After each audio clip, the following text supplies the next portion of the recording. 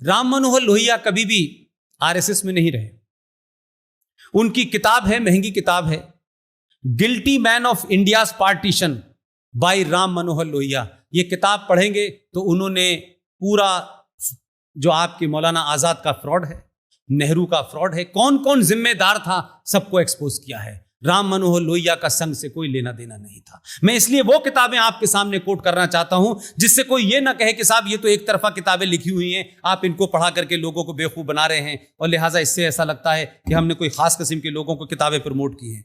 ऐसे ही एक दूसरी किताब है, Muslim League attack on Sikhs and Hindus in Punjab. इस किताब का जिक्र नहीं है।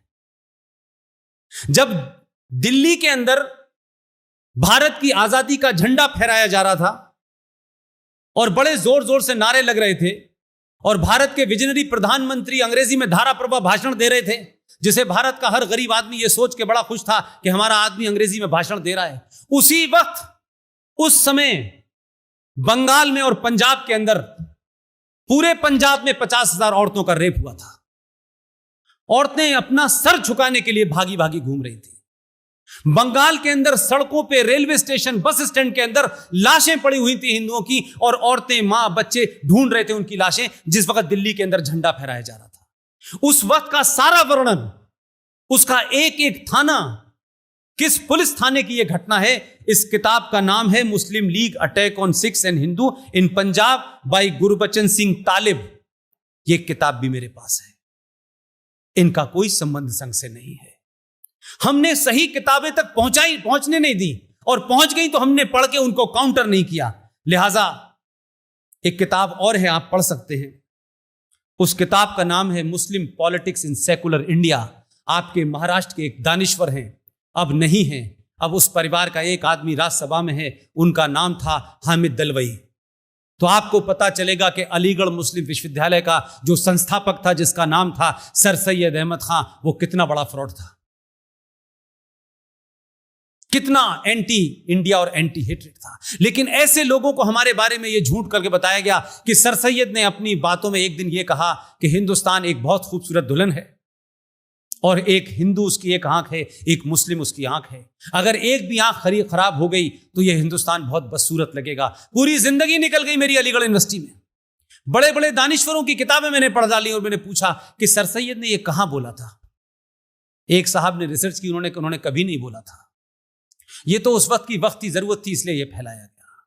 तो सर सैयद का चरित्र क्या है, वो मुस्लिम पॉलिटिक्स इन सेकुलर इंडिया में हामिद दलवई ने पेज नंबर 23 पे साफ कर दिया है। ऐसे ही एक किताब है, your prime minister is dead. Young लड़का है, बहुत मेहनत की है उसने, उसका नाम है अनुज धर, जिसकी किताब का बेस करके देश के एक राष्ट्रवादी फिल्म मेकर विवेक अग्निहोत्री ने फिल्म बनाई है ताशकंद फाइल। उस फिल्म को देखने जाइए। उस फिल्म के अंदर कोई ड्रामेटाइजेशन नहीं किया गया है। आज के दौर को उस दौर से पता चल जाएगा किन कारणों से लाल बहादुर शास्त्री की हत्या हुई थी। जस्टिस लोया की मौत हो गई, किन कारणों से हुई, लेकिन इस देश में मीडिया के लिए चर्चा का विषय था, क्योंकि किसी एक आदमी को टारगेट करना था जो सत्ता में बैठा हुआ था, कि जस्टिस लोया की मौत हुई है और उनके परिवार के लोग कह रहे हैं कि डाउटफुल है। मैंने कहा प्यारो, जस्टिस लोया से अपनी मोहब्बत दिखाने वालों, लाल बहादुर शास्त्री का पूरा खानदान, उनके तीनों बेटे जिंदा हैं, उनकी बहुएं जिंदा हैं। वो तो पिछले 70 साल से सर मार मार के दग गए कि हमें मालूम है कि उनका पूरा शरीर नीला पड़ गया था, उनके ऊपर जख्म थे, उनकी हत्या हुई है। आज तक उन लोगों ने कभी उनकी आवाज नहीं सुनी कि उनका परिवार कहता है कि उनका पोस्टमार्टम तक नहीं कराया गया। उसके ऊपर फिल्म बनी है ताशकंद फाइल, आप लोग देखेंगे तो तथ्यात्मक रिपोर्ट है, सारे डॉक्यूमेंट के ऊपर बेस्ड है, ड्रामेटाइज नहीं है। ऐसी बहुत सारी किताबें हैं, उन्हें आप पढ़ेंगे। ऐसे ही एक अच्छी किताब है जिसमें अक्सर आप लोगों ने सुना होगा कि जवाहरलाल नेहरू साहब को बड़ी प्रॉब्लम थी डॉक्टर राजेंद्र प्रसाद से, और यह प्रॉब्लम इसलिए थी कि doctor Rajendra Prasad hardcore nationalist थे। डॉक्टर राजेंद्र प्रसाद से जब यह कहा गया कि सोमनाथ के मंदिर का जीर्णोद्धार किया गया है, भारत सरकार की तरफ से किया गया है, लिहाजा आपको उसमें जाना चाहिए, तो जब उनको बुलाया गया तो उन्होंने कहा मैं जाऊंगा। तो उनको जब पता चला विजनरी को, तो वो इस बात पे बिफर गए कि आप कैसे जा सकते हैं। तो डॉक्टर राजेंद्र प्रसाद के शब्द हैं, ये मेरे नहीं है। उन्होंने कहा मैं भारत का राष्ट्रपति हूं, ये एक तरफ है, लेकिन मेरी आस्था दूसरी तरफ है। मैं जाऊंगा, राष्ट्रपति के प्रोटोकॉल में नहीं जाऊंगा तो मैं राजेंद्र प्रसाद के प्रोटोकॉल में तो जा सकता हूं।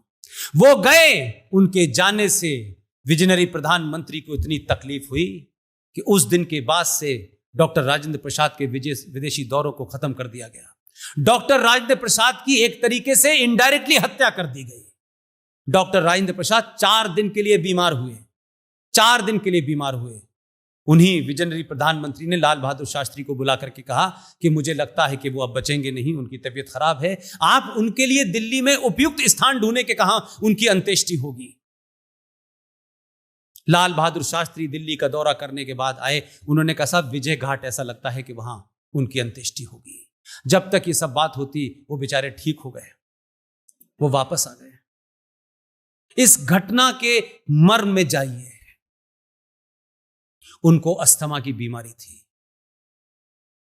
वो जब रिटायर हो गए तो आज जो बिहार में कांग्रेस का ऑफिस है, जिसे सदाकत आश्रम कहते हैं, उसमें उस जमाने सीरन हुआ करती थी। उसके एक कमरे में डॉक्टर्स को हिदायत थी दवा नहीं देनी है। इतनी नाराजगी, इतना ओछापन, और उसी दमे की बीमारी में उनकी मौत हो गई।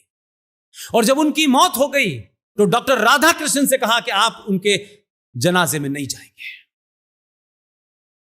आप ये देखिए कि उस वक्त भी लोग मौजूद थे, ऐसा नहीं था कि लोग नहीं थे, लेकिन कितनी ताकत के साथ उनको आपने रोकने की कोशिश की। डॉक्टर राधाकृष्णन ने कहा यह नहीं हो सकता, I am not going to accept. वो भी गए उनके जनाजे में। इस पूरी घटना का जिक्र अगर आपको पढ़ना है तो 1969 में एक किताब लिखी गई है। जिन्होंने कांग्रेस के 50 साल का पूरा दौर कवर किया है, उनके परिवार के लोग जीवित हैं। मेरी सिर्फ इस किताब के ढूंढी और कैसे मिली, यह सिर्फ एक लाइन की कहानी है। मैं जर्नलिस्ट रहते हुए प्रेस क्लब ऑफ इंडिया में 4 बार सीईओ के पद पे इलेक्ट हुआ। जो पत्रकार शाम के 7 बजे पीते हैं, उसका शौक मुझे था नहीं। मेरे पास बड़ा ऐसी उल्टे सीधे काम करने का शौक रहता था।